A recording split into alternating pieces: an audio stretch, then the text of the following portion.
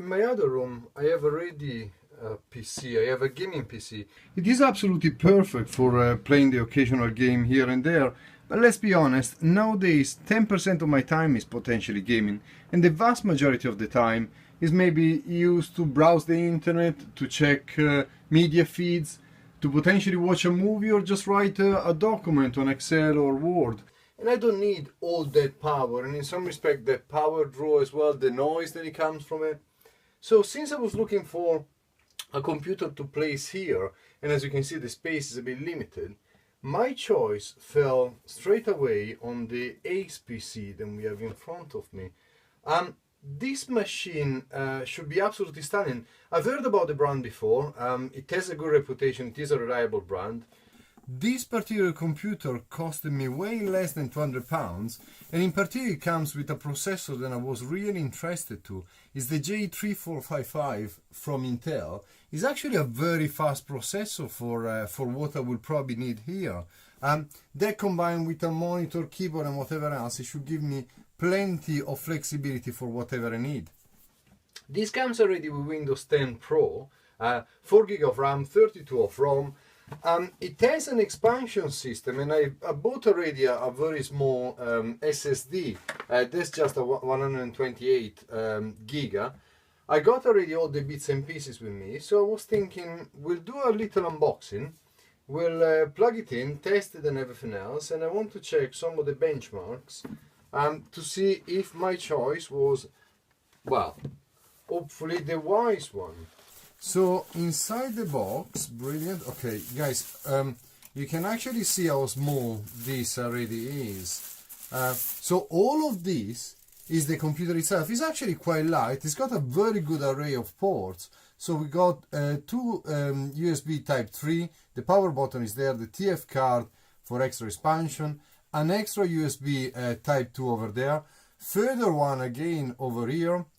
The DC inlet, so I assume in here we have the power adapter anyway. Type-C connector, fantastic. HDMI to connect it to the monitor. LAN for the internet, or otherwise is Wi-Fi as well. And he has a dual headphone microphone connector over there.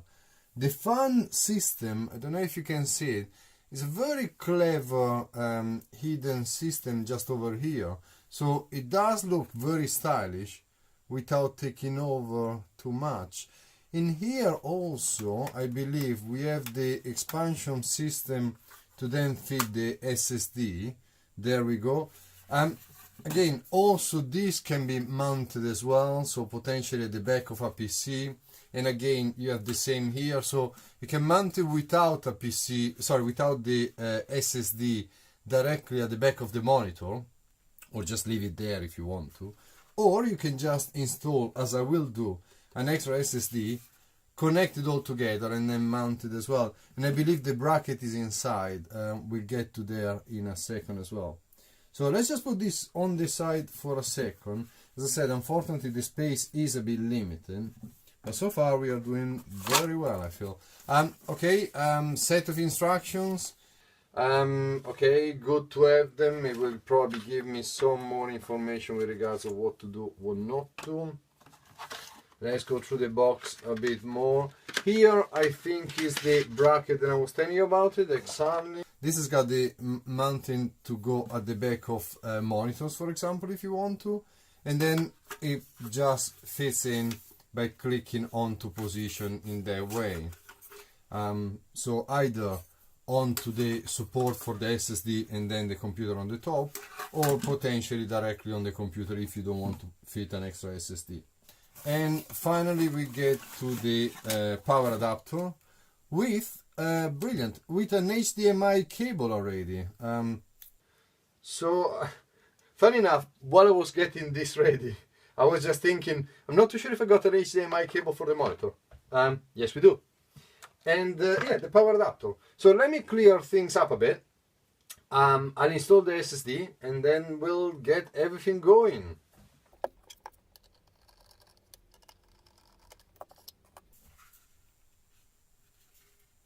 Simply slot the SSD into the correct position and into the port over there. Once it's fully clicked in, There are no holding brackets because everything is there to hold the SSD is directly onto the lid. So once you fit the lid back up, it does already hold the SSD safely in place, avoiding any movement and avoiding also the SSD to accidentally pop out. Okay, once done, we'll plug it back in. And there are two clips over there for the retention mechanism. Ready to go. So I just plugged everything in. As you can see, everything is incredibly neat and tidy. Bit of a risk, I haven't turned on the machine yet, so this will be the very first boot. So finger crossed, we are going to do it together and see what happens. I don't know guys if you can see it, already there is an LED, a blue LED light around the machine and looks incredibly cool. Okay, there is the machine coming up. Must admit I was getting a bit concerned. As I said, this is the very first boot. The machine is totally silent. That's the other thing, there is no noise whatsoever coming from this. I absolutely love it already. It is the first boot, so there will be quite a lot of setting up to do. All the wireless connection, Windows needs to be set up, but it will give you an indication of what to do. And as I said, I wanted to be very honest and very straightforward from the start. If there was going to be any problem, now was the time to have issues, so I thought we'll do it. There we go, we'll do it all together. As you can see, everything is already connected anyway, keyboard, mouse and whatever else. I don't particularly care about Cortanas. Guys, this is going to take a while, so I'm not going to bore you with all the details. Now type your credentials. Mission accomplished. You're all linked up. Okay guys, just one little thing that you probably noticed that I did and I didn't mention earlier on in the that's me, video. Cortana. Can I have permission to use no. the info I need to do my best? Shut up, Cortana. These are the settings Microsoft recommends. Go ahead and review them and select Accept when you're ready. Yeah, I was saying, one of the things that you possibly noticed that I was doing and I forgot to shut up, Cortana. That almost done now. We just need to get a few more things polished up for you, and Windows will be all yours. Okay, credit to the machine. Helping out. Shut up. Credit to the machine, is working incredibly well. I was going to say, one of the things that I did that I didn't mention earlier on was putting a little speaker attached to the exit over there. Because in fairness, yeah, the machine doesn't have a speaker inside, so I tested, works absolutely fantastically, as you can see, even if at the moment all I'm getting is Cortana. Again, it's not a photo of the machine at all, which, by the way, I haven't tested it fully yet, but so far I'm incredibly pleased with it. It seems already very snappy, very quick. It's setting up Windows very fast. It's totally silent, plenty of ports. Absolutely love it so far. But yeah, I was saying it's not a photo of the machine itself. The Cortana part is mostly Windows. So we are going through it and we are nearly there. I think it's potentially doing some updates. Again, thanks Windows. So yeah, get comfy.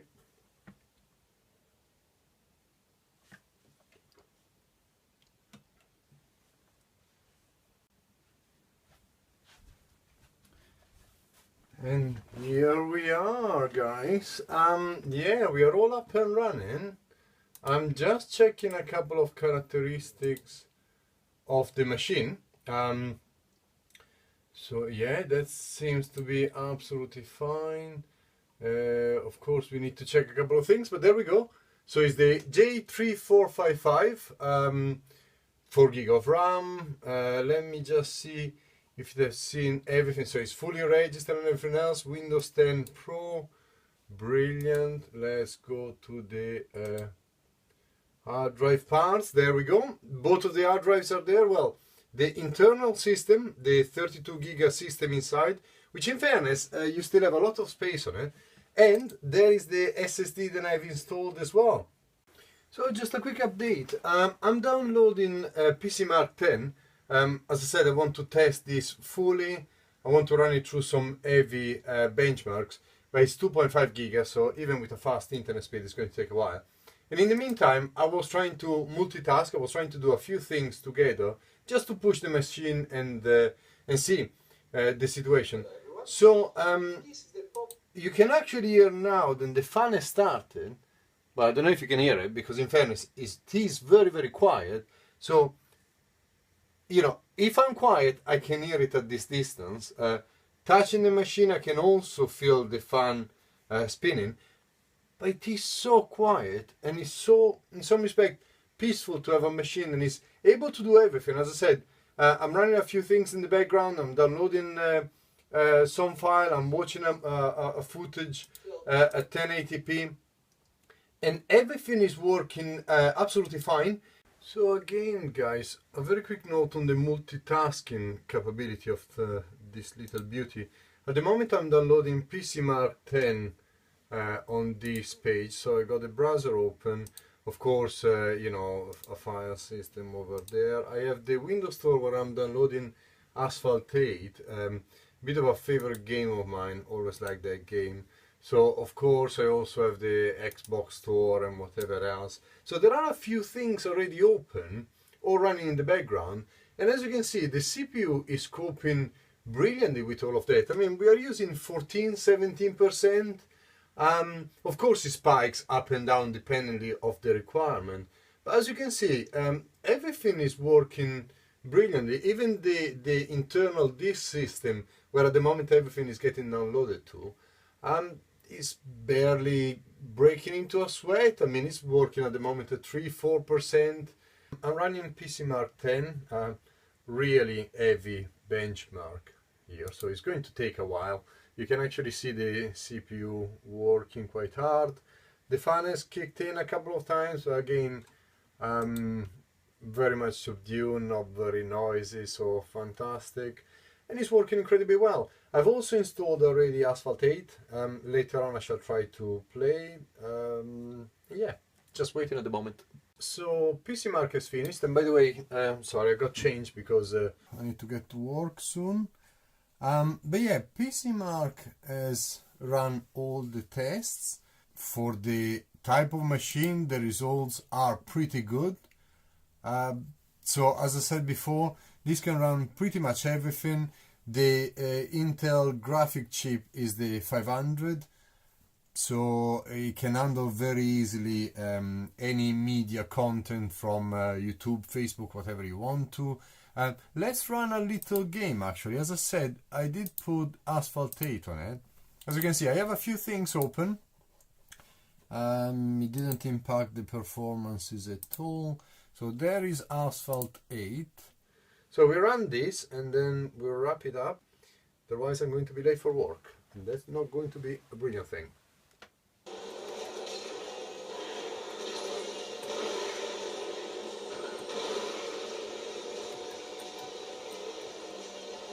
So as you can see, guys, everything is running very smoothly. Asphalt is by no means one of the latest games, but it is graphically pretty demanding, and the machine is handling the game very, very well. The graphic is also turned up to maximum. So in a nutshell, this is an incredibly impressive machine. For less than £200, you can actually play games as well. It works absolutely brilliantly with YouTube. It works flawlessly on the internet and any basic tasks. Overall, the scores, the PC Mark scores, are pretty decent for such a size. It is unintrusive. The noise is incredibly low and kept under control. It looks incredibly cool. It's got plenty of ports at the back. Surely recommended.